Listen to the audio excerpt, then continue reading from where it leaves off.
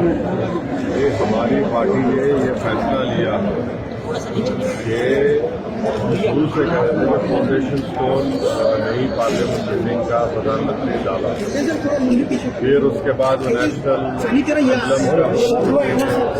Inauguration किया। अब ये तीसरा मौका है कि वो करना चाहते हैं।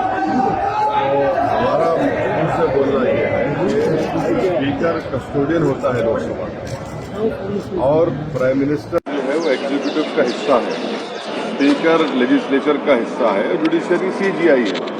तो प्रधानमंत्री बहैसियत एग्जीक्यूटिव गैर जरूरी के लेजिस्लेचर के डोमेन में इंटरफियर कर रहे हैं, और हमारे संविधान में सेपरेशन ऑफ पावर्स हमारे संविधान के बेसिक स्ट्रक्चर का हिस्सा है। तो हमारा बोलना यह है कि प्रधानमंत्री इसका इनॉग्रेशन स्पीकर साहब ओम बिरला के जरिए कराए और उनको करने दे, और वैसा करते हैं तो एमआईएम पार्टी से शिरकत करेगी।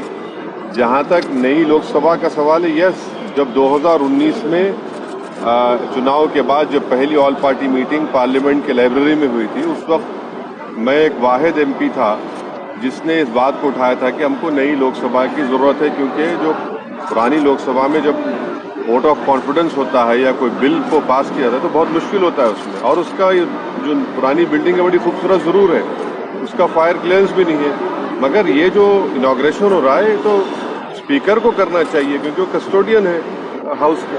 राजदंड को भी लेकर बातचीत की जा रही है। छोड़िए ना, ये तो सब चलते रहता है। रोज नागपुर में आपकी जनसभा है, क्या मायने निकाले जाए इसके लिए कि क्या चुनावी प्रचार के तौर पे देखा जाए? ये पार्टी के प्रोग्राम है, पार्टी के प्रोग्राम को आए हैं, पार्टी को स्ट्रेंथन करने के लिए हमारी जिम्मेदारी है, हमारे जिम्मेदार लोग काम कर रहे हैं, तुम आए। केसी राव की जो पार्टी है वो महाराष्ट्र में एक तरफ से आ रही है, क्या कहेंगे इसको 2024 को? लोकतंत्र है, जमहूरियत है, हर किसी को आकर अपनी अपनी पार्टी का काम करने की इजाजत है, तो उसमें किसी को क्या बोल सकते हैं, कोई भी आ सकता है। केरल में एमआईएम लोकसभा चुनाव में किसी के साथ गठबंधन करेगी क्या, या अकेले चुनाव लड़ने वाली है? अभी टाइम है ना, अभी तो टाइम है, जब आएगा टाइम बताएंगे आपको। सर, केरल के महाराष्ट्र में अभी ऐसे सिचुएशन है कि एमआईएम को कोई साथ में लेना नहीं चाहता। हाँ, कोई साथ नहीं लेना चाहता है। हाँ। कोई बात नहीं, अल्लाह हमारे साथ है, जनता हमारे साथ है। सर, उद्धव ठाकरे के साथ आपकी मुलाकात होने वाली थी। हाँ? उद्धव ठाकरे के साथ आपकी मुलाकात होने वाली थी। किससे? उद्धव ठाकरे के साथ आपकी मुलाकात होने वाली थी। आपके ख्वाब में आके बोले वो? नहीं, क्या बात करते हैं आप? अभी प्लेन से मैं उतरा हूँ, आप आए क्या? अरे छोड़िए। केरल के मंदिरों में आरएसएस पे बैन लगाने की बातचीत की। केरल में जितने भी मंदिर हैं वहाँ पे आरएसएस की जो शाखाएं होती है उस पे बैन लगाने की बातचीत की गई है, सरकार कह रही है। मुझे नहीं मालूम, मैं तो आपसे सुन रहा हूँ, मुझे नहीं। मेरठ पर जो हुआ उसके बारे में कुछ कहेंगे आप? मेरठ में तो एक झूठा इल्जाम लगाया गया है, हमारे कॉरपोरेटर्स थोड़े खड़े हुए, गैर जरूरी तौर पर बीजेपी के लोग वहाँ पर एग्रेसिवनेस दिखाए, गैर जरूरी तौर पर गाली गलौज किए और दबाने की कोशिश किए, मगर हम बीजेपी के लोगों से कहना चाहेंगे कि एमआईएम के साथ मत करिए आप। अगर आप इस तरह करेंगे तो फिर हम भी आपका जवाब देंगे जमहूरी तरीके से। नागपुर के कुछ मंदिरों में ड्रेस कोड लागू किया गया है, कल से कुछ नोटिस बोर्ड लगाए हैं, आपका उसमें मेरे को नहीं मालूम सर। मेरठ के इशू तो आपकी पार्टी शिरकत नहीं करेगी कल के? हाँ, हमने कहा है ना, अगर प्रधानमंत्री स्पीकर से कराते हैं तो हम बराबर जाएंगे, क्योंकि लोकसभा का कस्टोडियन जो है वो स्पीकर है। स्पीकर है, प्रधानमंत्री बड़े नहीं है लोकसभा में, स्पीकर बड़ा है, लीडर ऑपोजिशन बड़ा नहीं होता है, इसीलिए तो लोकसभा का सेक्रेटेरिएट अलग है, लोकसभा का सेक्रेटेरिएट अलग है, लोकसभा अलग ही है, वो लेजिस्लेचर का हिस्सा है। Theory of separation of powers में एग्जीक्यूटिव अलग है, इंडिपेंडेंट है, जुडिशियरी इंडिपेंडेंट है, एग्जीक्यूटिव और लेजिस्लेचर अलग है। ये प्रधानमंत्री सब में चले आ रहे हैं, तो वो जाए, उनका नाम तो आ गया ना फाउंडेशन फ्लैग पे, स्पीकर को कराए, ओम बिरला से कराए, क्या होगा? आसमान तो नहीं गिरने वाला है ना, आसमान तो नहीं गिरेगा।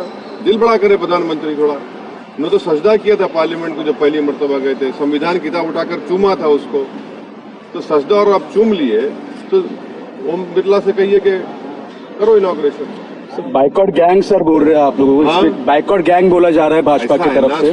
शाम में 6 बजे और रात में 9 बजे ये सो कॉल्ड नेशनलिस्ट बैठते हैं टीवी के ऊपर, ये 6 PM 9 PM नेशनलिस्ट है, ये मैं शुरू से कह रहा हूँ लोगों को, उनका काम है ये। सर केजरीवाल जी ने आपके पार्टी को अप्रोच किया है सर दिल्ली? नहीं, हमारा तो राज्यसभा में तो है ही नहीं है।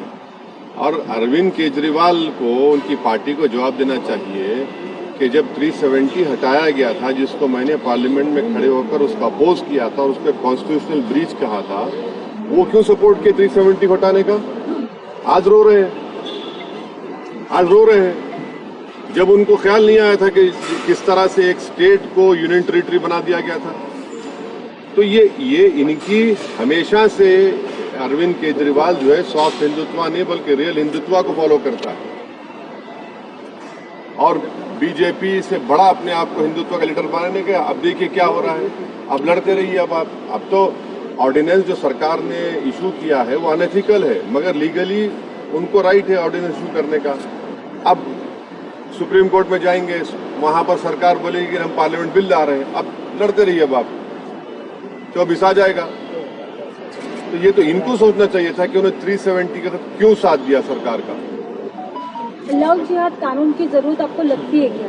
है लव जिहाद जैसे कायदे करना चाहिए ऐसे आपको लगता है, तो जरूरत है इसकी? देखिए, भारत के संविधान में जो 18 साल और 21 साल का जो हो जाता है तो उनको शादी करने का राइट है। तो ये जैसा एक कहावत है कि जब मियाँ बीवी राजी तो क्या करेगा खाजी। ये कौन होते हैं लव जिहाद के कानून पे बनाने वाले? कैसे बनाएंगे आप, कैसे प्रूफ करेंगे? आप होते कौन है? आप लव जिहाद के नाम पर जो महाराष्ट्र में आंदोलन चला वो पूरा आरएसएस और बीजेपी बैक था, उससे नफरत पैदा करने की कोशिश की गई और इसीलिए सुप्रीम कोर्ट में वो गया मामला। सुप्रीम कोर्ट ने कहा कि जिन जिन नेताओं ने उस सभा में, उन सभाओं में बकवास भाषण किए, हेट स्पीच, केस बुक किया, FIR होना चाहिए, अरेस्ट होना चाहिए वो लोग। अब लगे क्या लव जिहाद की बात कर रहे हैं? नौकरी की बात क्यों नहीं करते?